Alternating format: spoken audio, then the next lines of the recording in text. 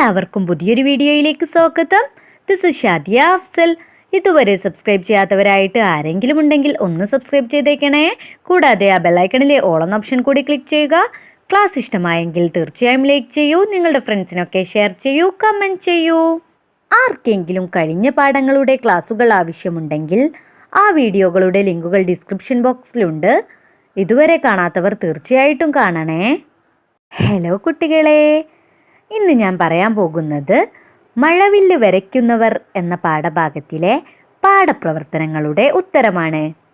ആരെങ്കിലും മഴവില്ല് വരയ്ക്കുന്നവർ എന്ന പാഠഭാഗത്തിൻ്റെ ആദ്യത്തെ ക്ലാസ് കാണാത്തവരായിട്ടുണ്ടെങ്കിൽ ആ വീഡിയോയുടെ ലിങ്ക് ഡിസ്ക്രിപ്ഷൻ ബോക്സിലുണ്ട്. അപ്പോൾ നമുക്ക് തുടങ്ങിയാലോ? ആദ്യത്തെ പ്രവർത്തനം നോക്കൂ. വായിക്കാം, കണ്ടെത്താം. അവൻ കൈകൾ കൊണ്ട് കണ്ണുപൊത്തി. എങ്കിലും കൈവിരലുകൾ മെല്ലെ നീക്കി. കൗതുകത്തോടെ ആ കാഴ്ച കാണാതിരിക്കാൻ അവനു കഴിഞ്ഞില്ല. നീലക്കുട്ടി കണ്ട കാഴ്ചകൾ എന്തൊക്കെയാണ്? വായിച്ചവതരിപ്പിക്കൂ. നീലക്കുട്ടി കണ്ട കാഴ്ചകൾ എന്തൊക്കെയാണ് കൂട്ടുകാരെ? ഉത്തരമെഴുതിക്കോളൂ. ഒരു മഞ്ഞക്കുട്ടി, മഞ്ഞ കണ്ണുകൾ, മഞ്ഞ ശരീരം, മഞ്ഞ തലമുടി. ഹായ്, എത്ര സുന്ദരനാണവൻ! അച്ഛനറിയാതെ ആ കാഴ്ചയിൽ ലയിച്ച് അവനങ്ങനെ നിന്നു. മഞ്ഞക്കുട്ടി ഓടി വന്ന് മഞ്ഞപ്പന്തുമെടുത്ത് തിരികെ തൻ്റെ കുന്നിലേക്കു തന്നെ ഓടിക്കയറിപ്പോയി. അടുത്ത ചോദ്യം നോക്കൂ. നീലക്കുട്ടി മനസ്സിലാക്കിയ രഹസ്യം മറ്റാരോടും പറയാതിരുന്നത് എന്തുകൊണ്ടാവാം? നീലക്കുട്ടി മനസ്സിലാക്കിയ രഹസ്യം മറ്റാരോടും പറയാതിരുന്നത് എന്തുകൊണ്ടാവാം കൂട്ടുകാരെ? ഉത്തരമെഴുതിക്കോളൂ. മഞ്ഞക്കുട്ടിയെ കണ്ടിട്ടും തനിക്ക് കാഴ്ച നഷ്ടപ്പെട്ടില്ല എന്നു പറഞ്ഞാൽ ആരും വിശ്വസിക്കില്ല എന്നതുകൊണ്ടായിരിക്കാം നീലക്കുട്ടി ആ രഹസ്യം മറ്റാരോടും പറയാതിരുന്നത്. അവന് പേടി തോന്നിയിട്ടുണ്ടാവാം. മുതിർന്നവർ ഇത്ര നാളും പറഞ്ഞത് കള്ളമാണെന്ന് മറ്റുള്ളവർക്ക് മനസ്സിലാവും എന്ന് കരുതിയുമാകാം. അടുത്ത പ്രവർത്തനം നോക്കൂ. കഥയിലെ സംഭവങ്ങളോരോന്നും നിങ്ങളുടെ ഭാഷയിൽ ക്ലാസ്സിൽ ചുരുക്കി അവതരിപ്പിക്കൂ. ഉത്തരമെഴുതിക്കോളൂ. നിറയെ കുന്നുകളുള്ള ഒരു നാട്. ഓരോ കുന്നിനും ഓരോ നിറം. അവിടെയുള്ള ഓരോ മൃഗത്തിനും മനുഷ്യനും മരത്തിനുമെല്ലാം അവരുടെ കുന്നിൻ്റെ നിറമാണ്. നീലക്കുന്നിലെ മൃഗങ്ങളും പക്ഷികളും മനുഷ്യരുമെല്ലാം നീല. അങ്ങനെ ഓരോ കുന്നിലും ഒരു കുന്നിലെ ആളുകൾ മറ്റു കുന്നുകളിൽ പോകില്ല. ഒരു ദിവസം നീലമലയിലെ ഒരു കുട്ടിയും അച്ഛനും നടന്ന് നടന്ന് മഞ്ഞമലയുടെ അടുത്തെത്തി. അപ്പോൾ ഒരു മഞ്ഞപ്പന്ത് ഉരുണ്ടുവരുന്നത് കണ്ടു. പിറകെ ഒരു മഞ്ഞക്കുട്ടിയും. അച്ഛൻ മകനോട് കണ്ണടച്ചോളാൻ പറഞ്ഞു. അവൻ കണ്ണടച്ചു. എങ്കിലും അവൻ കൗതുകത്തോടെ കണ്ണ് ചെറുതായി തുറന്ന് മഞ്ഞക്കുട്ടിയെ വീക്ഷിച്ചു. തിരികെ വീട്ടിലെത്തിയ നീലക്കുട്ടിക്ക് ഭയം തോന്നി. മറ്റു കുന്നുകളിലെ ആളുകളെ കണ്ടാൽ കാഴ്ച നഷ്ടപ്പെടുമെന്നാണ് വിശ്വാസം. രാത്രിയിൽ അവന് ഉറങ്ങാൻ കഴിഞ്ഞില്ല. എന്നാൽ പിറ്റേന്ന് പ്രഭാതത്തിൽ അവന് സത്യം മനസ്സിലായി. തനിക്ക് കാഴ്ച നഷ്ടപ്പെട്ടിട്ടില്ല. ഈ രഹസ്യം അവൻ ആരോടും പറഞ്ഞില്ല. മഞ്ഞക്കുട്ടിയെ കാണാനുള്ള കൗതുകത്തോടെ നീലക്കുട്ടി ഒരു ദിവസം യാത്രയായി.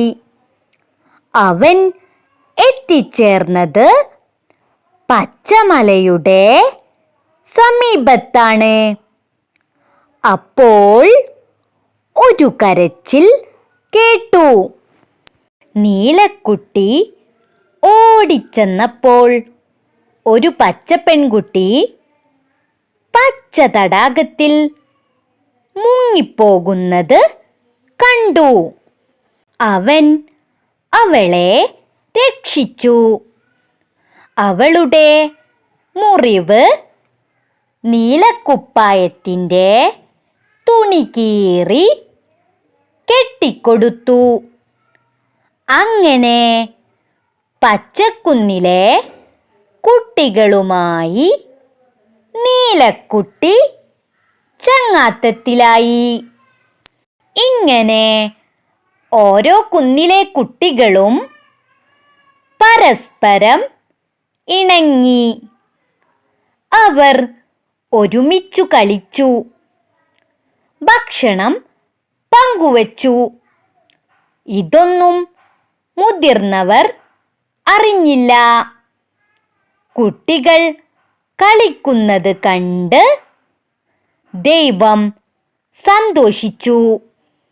ദൈവം ചതുപ്പുനിലം ഇല്ലാതാക്കി. അവിടെ പഞ്ചാരമണൽ വിരിച്ചു. കുട്ടികൾ അവിടെ കളിച്ച് തിമർത്തു. മുതിർന്നവർ ഇതെല്ലാം കണ്ട് ആകാശത്തേക്ക് നോക്കിയപ്പോൾ മനോഹരമായ മഴവില്ല് കണ്ടു. അത് ദൈവത്തിൻ്റെ സന്തോഷത്തിൻ്റെ അടയാളമായിരുന്നു. അടുത്ത ചോദ്യം നോക്കൂ. കഥയിലെ കുട്ടികളുടെയും മുതിർന്നവരുടെയും സ്വഭാവങ്ങൾ തമ്മിലുള്ള വ്യത്യാസങ്ങൾ കണ്ടെത്താമോ? കഥയിലെ കുട്ടികളുടെയും മുതിർന്നവരുടെയും സ്വഭാവങ്ങൾ തമ്മിലുള്ള വ്യത്യാസങ്ങൾ കണ്ടെത്താനാണ് നമ്മോട് പറഞ്ഞിട്ടുള്ളത്. ഉത്തരം എഴുതിക്കോളൂ. മഴവില്ല് വരയ്ക്കുന്നവർ എന്ന കഥയിലെ മുതിർന്നവർ മറ്റു കുന്നുകളിലുള്ളവരെ കാണുകയോ മിണ്ടുകയോ ചെയ്യുന്നില്ല. മറ്റു കുന്നുകളിലുള്ളവരെ കണ്ടാൽ കാഴ്ച നഷ്ടപ്പെടും എന്ന അന്ധവിശ്വാസം അവർ കൊണ്ടു നടക്കുന്നു. സാഹചര്യമുണ്ടായാലും ആ വിശ്വാസം മാറ്റാൻ അവർ തയ്യാറല്ല. കാരണം അവർ പാരമ്പര്യത്തെ മുറുകെ പിടിച്ച് തങ്ങളിലേക്ക് തന്നെ ഒതുങ്ങിക്കൂടാൻ ആഗ്രഹിക്കുന്നവരാണ്. എന്നാൽ കുട്ടികളാകട്ടെ മറ്റു കുന്നുകളിലുള്ളവരോട് കൂട്ടുകൂടാൻ ഇഷ്ടപ്പെടുന്നു. അവർ വ്യത്യസ്ത നിറങ്ങൾ ഇഷ്ടപ്പെടുന്നു. മുതിർന്നവർ പാരമ്പര്യമായി കൊണ്ടു നടക്കുന്ന വേർതിരിവ് ഇല്ലാതാക്കാൻ കുട്ടികൾക്ക് കഴിയുന്നു. അവർ പരസ്പരം സ്നേഹിക്കുന്നു. അവർ ഒന്നിച്ച് കളിച്ചു, സന്തോഷിച്ചു. ആഹാരം പങ്കുവെച്ച് കഴിച്ചു. പച്ചക്കുന്നിലെ കുട്ടി കുളത്തിൽ വീണപ്പോൾ നിറം നോക്കാതെ അവളെ രക്ഷിക്കാൻ നീലക്കുട്ടി തയ്യാറാകുന്നുണ്ട്. അതിരുകളോ നിറങ്ങളോ ഒന്നും അവരുടെ മനസ്സുകളെ വേർതിരിക്കുന്നില്ല. അടുത്ത പ്രവർത്തനം നോക്കൂ. മഞ്ഞപ്പന്ത് ഉരുണ്ടുവരികയാണ്. മഞ്ഞപ്പന്ത് ഉരുണ്ടുരുണ്ട് വരികയാണ്.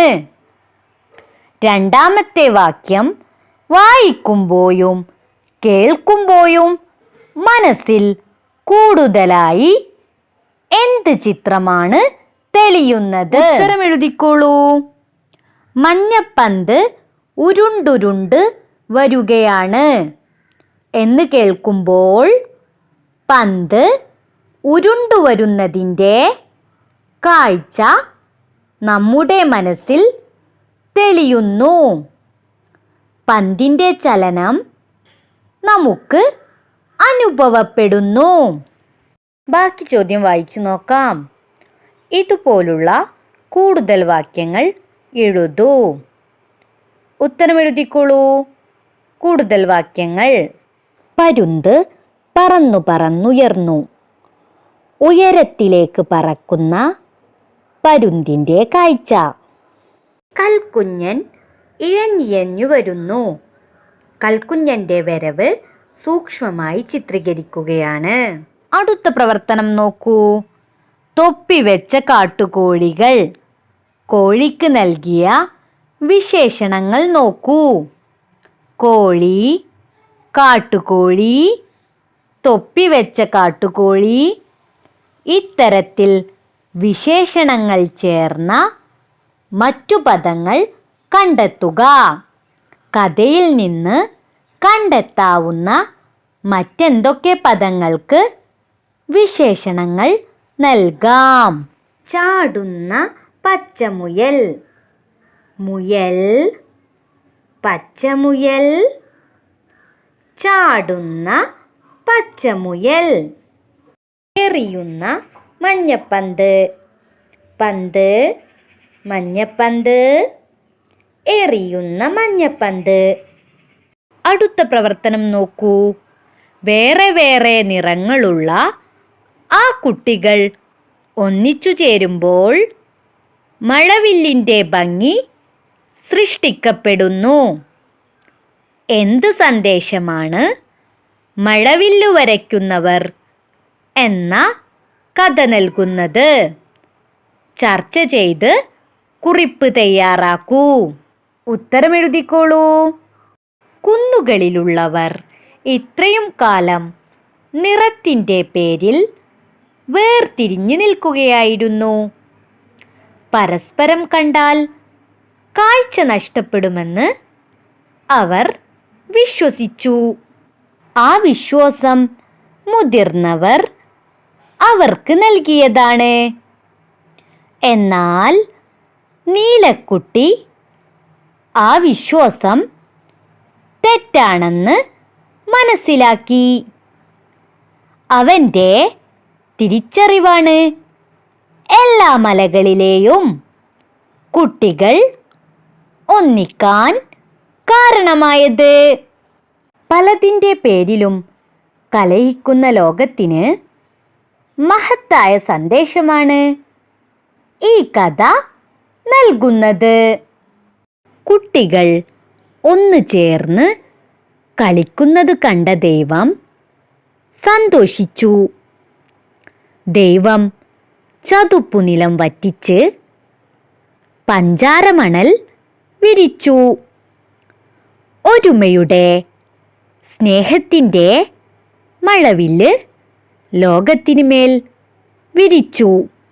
ലോകത്തിലുള്ള എല്ലാവരും ഒന്നു ചേർന്ന് ജീവിക്കുന്നതാണ് ദൈവത്തിനിഷ്ടം. അന്ധവിശ്വാസങ്ങളുടെ പേരിൽ, സ്വാർത്ഥതയുടെ പേരിൽ വേർതിരിഞ്ഞു നിൽക്കുന്നത് ദൈവം ഇഷ്ടപ്പെടുന്നില്ല. മുതിർന്നവർ വേർതിരിഞ്ഞു നിൽക്കുമ്പോൾ കുട്ടികൾ അതിർത്തികൾ മറികടന്ന് കൈകോർക്കുന്നു. സ്നേഹത്തിൽ ഒന്നുചേരുമ്പോൾ സ്നേഹത്തിൻ്റെ മഴവില്ല് വിരിയുന്നു. സ്നേഹം ലോകത്തെ സ്വർഗമാക്കുന്നു. അപ്പോൾ ദൈവം മനുഷ്യ സമൂഹത്തിലേക്ക് ഇറങ്ങി വരുന്നു. കലഹങ്ങളും ചേരിതിരിവുകളും ഒഴിവാക്കാനും ഒരേ മനസ്സോടെ ജീവിക്കാനുമുള്ള സന്ദേശമാണ് ഈ കഥ നൽകുന്നത്. ഒന്നിൽ തുടങ്ങി പലതായി വളർന്നാലും ഒടുവിൽ നാം ഒന്നു തന്നെ എന്നതാണ് ഈ കഥയുടെ സ്നേഹ സന്ദേശം. അടുത്ത പ്രവർത്തനം നോക്കൂ. കഥയിലെ ചില രംഗങ്ങളുടെ ചിത്രങ്ങൾ വരയ്ക്കൂ. അവയ്ക്ക് നിറം നൽകി നോക്കൂ. ചിത്രങ്ങളുടെ ഒരു പ്രദർശനവും നടത്താം. എല്ലാവർക്കും ക്ലാസ് യൂസ്ഫുൾ ആയെന്ന് വിശ്വസിക്കുന്നു. നിങ്ങൾ ഈ ചാനൽ ആദ്യമായിട്ടാണ് കാണുന്നതെങ്കിൽ ഒന്ന് സബ്സ്ക്രൈബ് ചെയ്തേക്കണേ. കൂടാതെ ആ ബെല്ലൈക്കണിലെ ഓൾ എന്ന ഓപ്ഷൻ കൂടി ക്ലിക്ക് ചെയ്യുക. ക്ലാസ് ഇഷ്ടമായെങ്കിൽ തീർച്ചയായും ലൈക്ക് ചെയ്യൂ. നിങ്ങളുടെ ഫ്രണ്ട്സിനൊക്കെ ഷെയർ ചെയ്യൂ, കമൻറ്റ് ചെയ്യൂ. താങ്ക്